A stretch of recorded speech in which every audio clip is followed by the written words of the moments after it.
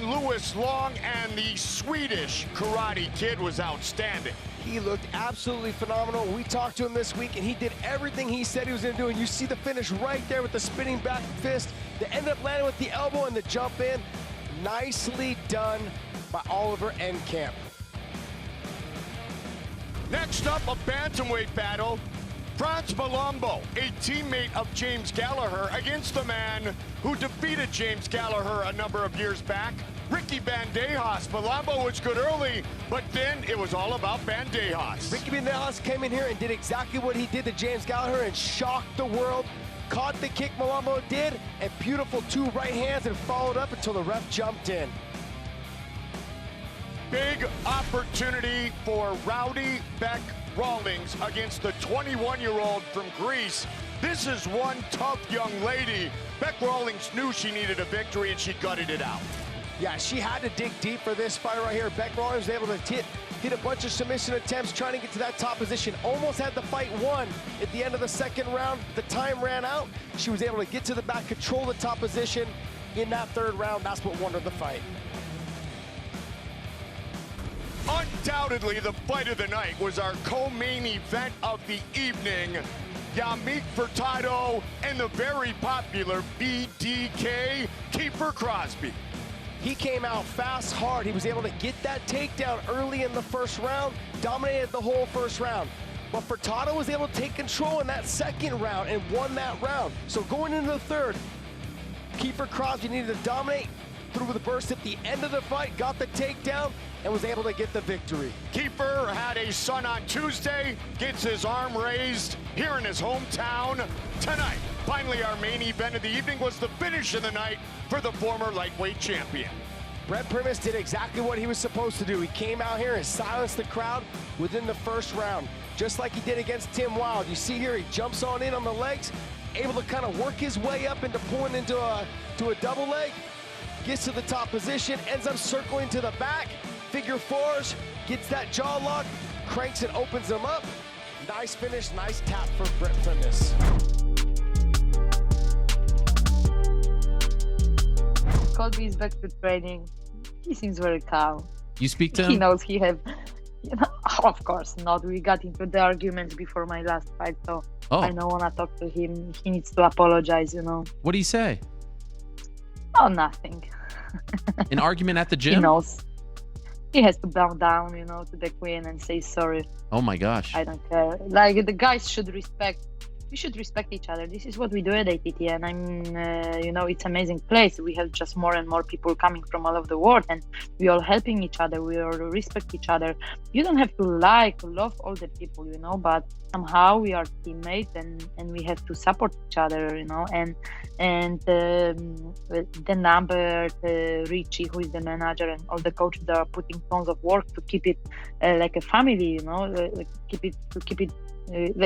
keeping good structure, you know, and Colby should be more respectful to his teammates and women, you know, in general, you know. He should learn how to say hi, sorry, I apologize, but you know, he's getting there.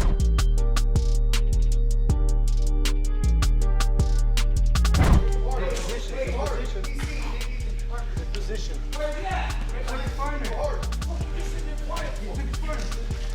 Work on snapping. Let him control your arm. Yeah, up with it. Ah, you were there. There it is, yeah. Motion. Stick with your motion. You're in his world, Chase. Hey, Chase, this is You're in his world against the wall. This is. Hey, Don't fight, guy, come Chase, here. fight. Don't give up. Fight. Come on. Rip that arm off. Rip that arm off. Get out of there. Chase, let go of his leg. There you go. There you go. Chase. There you go. You're up. Keep coming up. Look. Hey, lock hands, man. Illegal. No. Lock hands. Oh, better. Yes, better.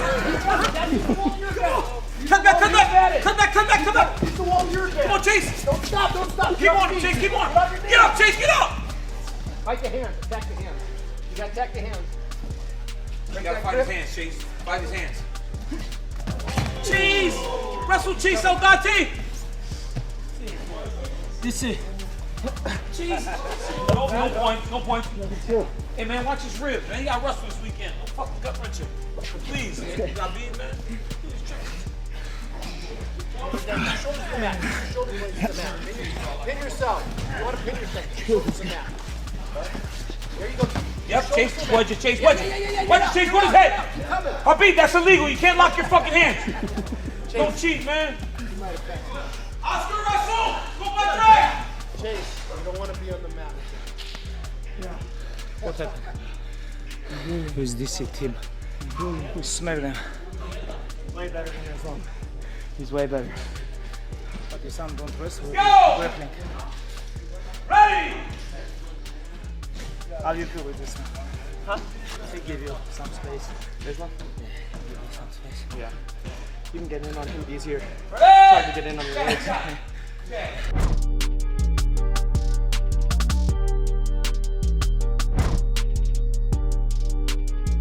Difference between working with boxers and MMA fighters? Is there a big difference that comes to mind? No, honestly, working with Tyson was very similar to working with Conor. And when I say like their mentality, it's one of those things where like I knew he was gonna win. And when I say I know somebody's gonna win, I'm like, their mindset's right, their camp is perfect. We both know that anything can happen on any given day in a fight. Anything could happen. But I'm like, there's nothing that this individual could possibly do to do better to win this fight. And it's funny because like a lot of people, they'll have like a bad day of sparring and they'll come back and they'll be like, my nutrition was off. George, you're like, I don't think you gave me enough carbs or this or that. And Tyson never has an excuse. Same thing with Conor. It's like a lot of people try and get into the right mindset, whereas Conor and Tyson, they don't have to get in the right mindset. It's just innate in them. They just constantly think that way. It's the craziest thing in the world.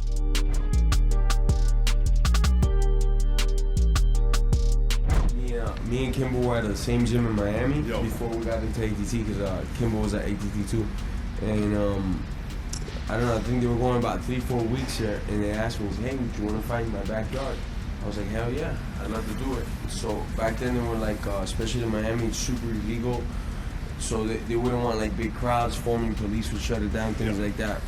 So it was very, like the day of the fight they'd give you the address and things like this. So it went like 3 months, I didn't speak to Kimbo or nobody. And finally I get a call, and he's like, hey, you ready? Are you in shape? And I was like, fuck yeah, bro, I've been waiting for you guys to come. He was like, all right, in about 3 weeks, we're gonna be going. I was like, all right. 3 weeks passed by and I haven't gotten a call, nothing. I'm like, fuck, man, maybe it's not happening. And I'm at McDonald's ordering food and Kimbo calls me. He's like, yo, what you doing? I was like, nah, getting some food real quick, man. He's like, all right, want to scrap today? I was like, fuck yeah, bro. And, went over there and scrapped. What was the most you got paid out of London? Probably like in the Kimbo ones, betting in the Kimbo with Ray Ray, that's the most I made for sure. That was his boy, wasn't it? Who, Kimbo's boy? No, when you fought Ray Ray. Ray Ray? Yeah. They were cool, but they got cooler afterwards. Yeah. In the beginning, they I think they knew each other as well. I mean, they knew Ray more than me. Yeah. That happened in your life that made you realize that you were going to be more than just the street fighting, or more than all the best person that you're going to be? Well, on the street fighting stuff, I knew that was just temporary. And I remember I was sleeping in my car for many periods and different periods, and I always knew that was just current. It's for the time being. I'm gonna get out of here. I'm gonna get out of here via my hands.